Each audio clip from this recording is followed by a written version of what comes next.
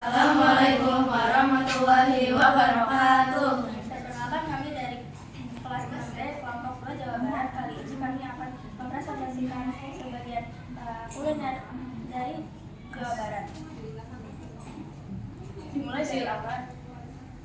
Oke, aku akan menceritakan sedikit sejarah tentang somai. Dahulu kala somai ditemukan di Tiongkok. Dulu orang Tiongkok somai dengan babi cincang. Biasanya disajikan dengan dengan babi cincang. Tapi semenjak disebar luas oleh warga Indonesia, somai sekarang bisa banyak adonannya seperti menggunakan adonan kepiting, bahan utamanya kepiting atau udang, lalu juga ada makanan ikan. Somai biasanya dimasak dengan dua cara penyajian, yaitu cara kering, teknik basah dan teknik kering. Teknik basah biasanya menggunakan kaldu atau semacam lainnya. Teknik kering biasanya tidak menggunakan nasi. Cara pemasakannya itu ada dikukus. Biasanya somai dikukus dan ada toppingnya juga seperti kentang atau tahu. Dan biasanya sebelum dikukus dibalur tepung maizena, tepung tapioka, lalu yang sebagai kulit pangsit.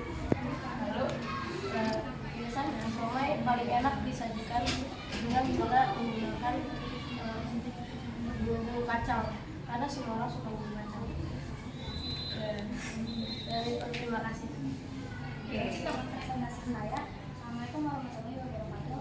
Waalaikumsalam warahmatullahi wabarakatuh. Kali ini saya akan mempresentasikan makanan khas Jawa Barat, yaitu nasi liwet yang diadakan dari abad ke-19. Nasi liwet bukan hanya sekadar hidangan, tapi juga sebuah tradisi.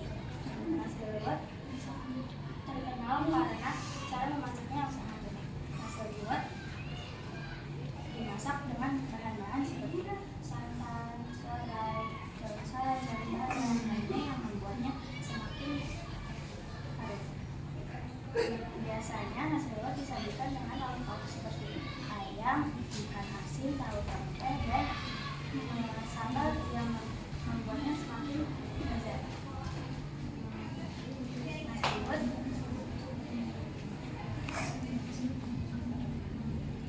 Nasi liwet juga mempunyai berbagai zat seperti karbohidrat dari nasi dan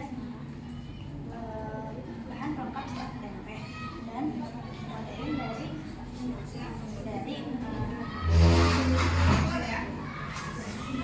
ayam, telur, tempe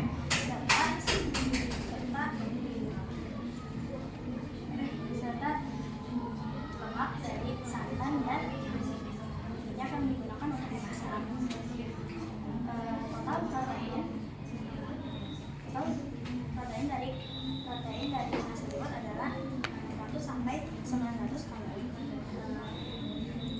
Nasi liwet menggambarkan kehangatan, kebersamaan, dan kekayaan budaya yang telah terjaga selama masyarakat. Sekian presentasi dari saya.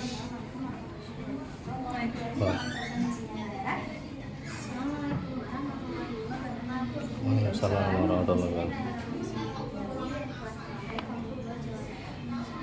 Saya akan mempresentasikan salah satu minuman khas Jawa Barat, yaitu cendol. Kata cendol berasal dari bahasa Sunda jendol yang artinya bulatan-bulatan kecil yang dihasilkan saat adonan ditekan melalui saringan.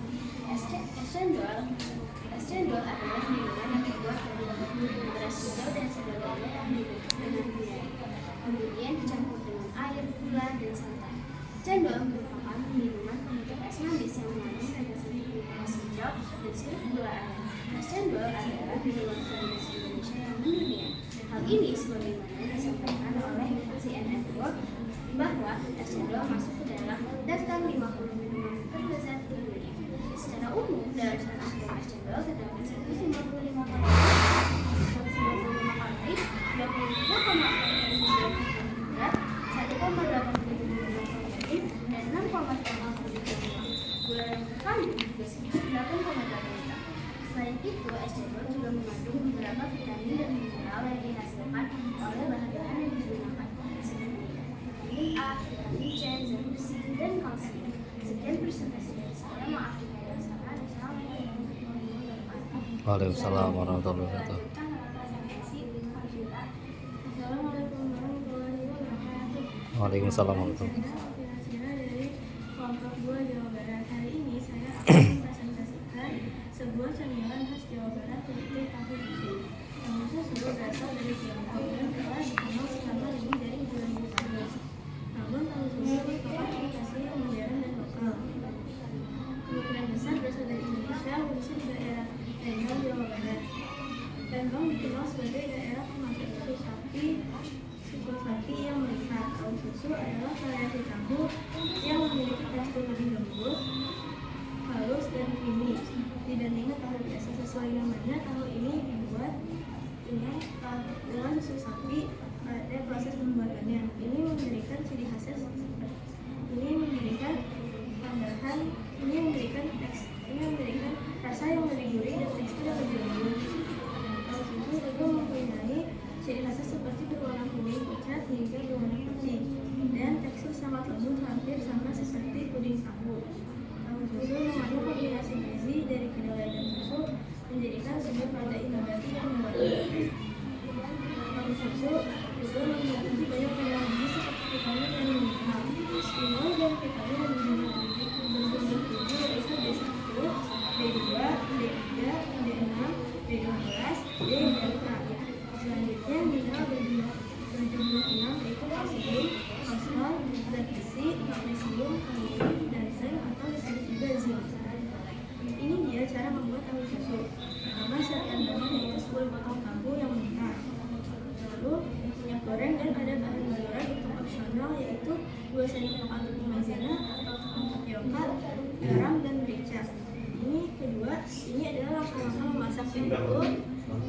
Dimulai dari mengeluarkan tahu dari kemasan dan balut dengan bahan baluran. Setelah itu panaskan api dengan minyak siram, goreng hingga kuning keemasan dan angkat dan tiriskan. Sekian, terima kasih.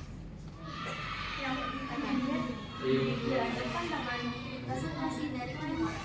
Assalamualaikum warahmatullahi wabarakatuh. Waalaikumsalam warahmatullahi wabarakatuh. Perkenalkan, nama saya Ibu. Hari ini saya ingin mempresentasikan tentang makanan khas Jawa Barat yaitu gandus. Gandus memiliki nama lain yang belum kita dengar adalah kue pancong atau juga dikenal sebagai kue gandus di Jawa Barat. Kue gandus sudah ada sejak zaman kolonial Belanda yang dijual para pedagang kaki lima. Bahan-bahannya ada tepung beras, santan, dan avokado yang mencerminkan hasil kekayaan Nusantara yang dipanggang di dalam cetakan khusus dan cetakan kue kukis.